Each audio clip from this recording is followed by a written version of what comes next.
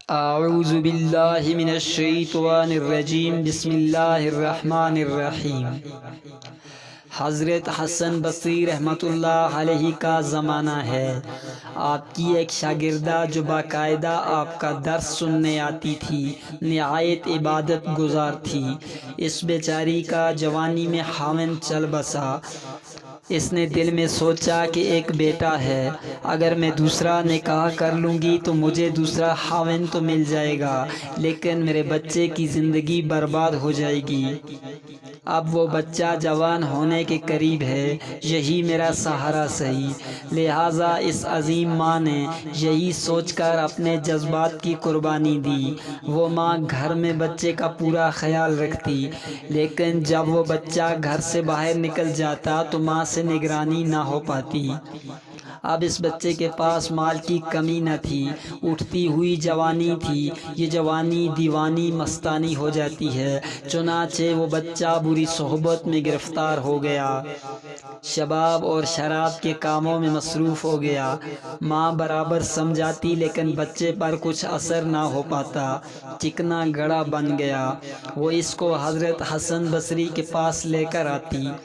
حضرت بھی اسے کئی گھنٹے سمجھاتے، لیکن اس بچے کا نیکی کی طرف رجحان ہی نہیں تھا۔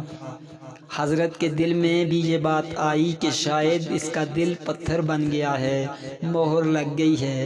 بہرحال ماں تو ماں ہوتی ہے۔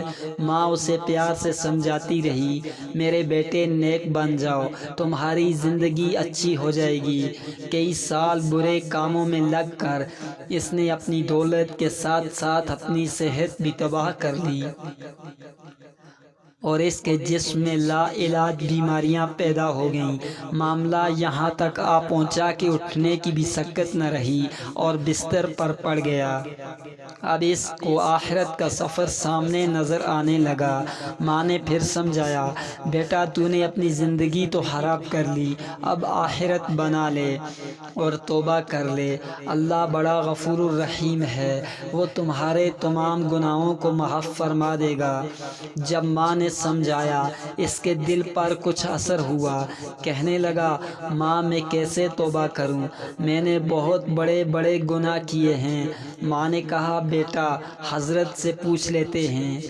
بیٹے نے کہا، ماں اگر میں فوت ہو جاؤں تو میرا جنازہ حضرت حسن بصری رحمۃ اللہ علیہ پڑھائیں۔ ماں حضرت کے پاس گئی۔ حضرت کھانے سے فارغ ہوئے تھے اور تھکے ہوئے تھے اور درس بھی دینا تھا، اس لیے قیلولہ کے لیے لیٹنا چاہتے تھے۔ ماں نے دروازہ کھٹکھٹایا، پوچھا کون؟ عرض کیا، حضرت میں آپ کی شاگردہ ہوں، میرا بچہ اب آخری حالت میں ہے، وہ توبہ کرنا چاہتا ہے، لہٰذا آپ گھر تشریف لے چلیں۔ حضرت نے سوچا، یہ پھر دھوکہ دے رہا ہے اور میرا وقت ضائع کر رہا ہے اور اپنا بھی کرے گا۔ سالوں گزر گئے، اب تک کوئی بات اثر نہ کر سکی، اب کیا کرے گی؟ کہنے لگے، میں اپنا وقت ضائع کیوں کروں، میں نہیں آتا۔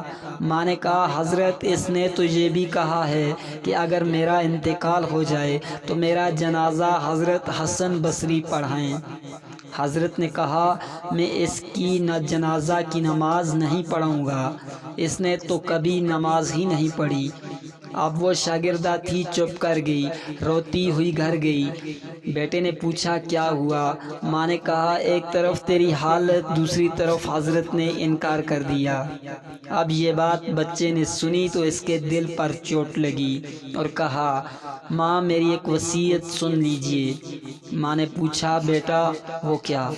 کہا، امی میری وصیت یہ ہے کہ جب میری جان نکل جائے تو سب سے پہلے اپنا دوپٹہ میرے گلے میں ڈالنا، میری لاش کو کتے کی طرح صحن میں گھسیٹنا، جس طرح مرے ہوئے کتے کی لاش گھسیٹی جاتی ہے۔ ماں نے پوچھا، بیٹا وہ کیوں؟ کہا، امی اس لیے کہ دنیا والوں کو پتہ چل جائے کہ جو اپنے رب کا نافرمان اور ماں باپ کا نافرمان ہوتا ہے، اس کا انجام یہ ہوا کرتا ہے۔ میری پیاری ماں مجھے قبرستان میں دفن نہ کرنا۔ ماں نے کہا وہ کیوں؟ کہا ماں مجھے اسی صحن میں دفن کر دینا، ایسا نہ ہو کہ میرے گناہوں کی وجہ سے قبرستان کے مردوں کو تکلیف پہنچے۔ جس وقت نوجوان نے ٹوٹے دل سے عاجزی کی یہ بات کہی تو پروردگار کو اس کی یہ بات اچھی لگی، روح قبض ہوگی۔ ابھی روح نکلی ہی تھی، ماں آنکھیں بند کر رہی تھی تو دروازے پر دستک ہوئی۔ پوچھا کون؟ جواب آیا حسن بصری ہوں۔ کہا حضرت آپ کیسے؟ فرمایا جب میں نے تمہیں جواب دے دیا اور سو گیا۔ خواب میں اللہ رب العزت کا حکم ہوا، پروردگار نے فرمایا حسن بصری تو میرا کیسا ولی ہے، میرے ایک ولی کا جنازہ پڑھانے سے انکار کرتا ہے۔ میں سمجھ گیا کہ اللہ نے تیرے بیٹے کی توبہ قبول کر لی ہے، تیرے بچے کی نماز جنازہ پڑھنے کے لیے حسن بصری کھڑا ہے۔ اے اللہ تو کتنا کریم ہے کہ مرنے سے چند لمحہ پہلے اگر کوئی بندہ شرمندہ ہوتا ہے تو اس کی زندگی کے گناہوں کو معاف فرما دیتا ہے۔ وما علینا الا البلاغ المبین۔